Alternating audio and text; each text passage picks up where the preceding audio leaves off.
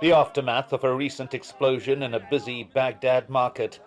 Some 30 people were killed and dozens more injured in a bomb attack for which ISIL claimed responsibility.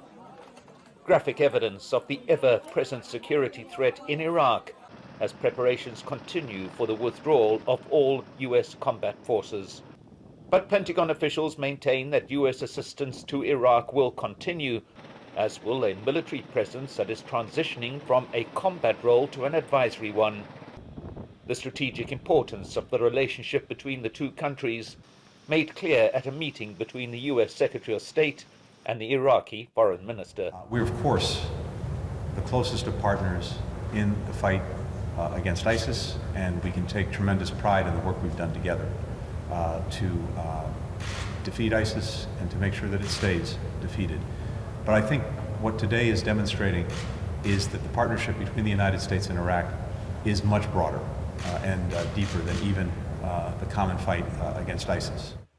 A series of decisions by the Trump administration massively complicated Iraq's ties with the US. Chief among them, the abandonment of the nuclear deal with Iran in 2018. Last year, it was US assassination of Iranian General Qasem Soleimani while he was visiting Baghdad. Iraq effectively became a proxy battleground in the increasingly volatile relationship between the US and Iran. And there have been repeated calls by Shia factions in Iraq's parliament for the expulsion of US forces. With parliamentary elections in October, the Iraqi Prime Minister Mustafa al-Kadhimi is desperately trying to balance his need for US support with the political consequences of anti-US sentiment. And complicating this further are continuous attacks on US bases by Iranian-backed Shia militia based in Syria and Iraq.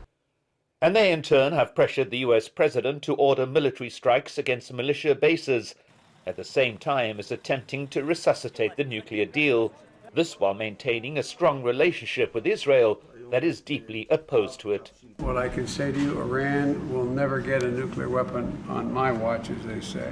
The plan to publicly announce the withdrawal of all US combat troops from Iraq is perhaps an attempt to de-escalate the ongoing political and diplomatic dilemmas faced by both countries. And as the leaders of Iraq and the US meet to discuss the way forward, it's the issue of Iran that will be looming over the White House. Mike Hanna, Al Jazeera, Washington.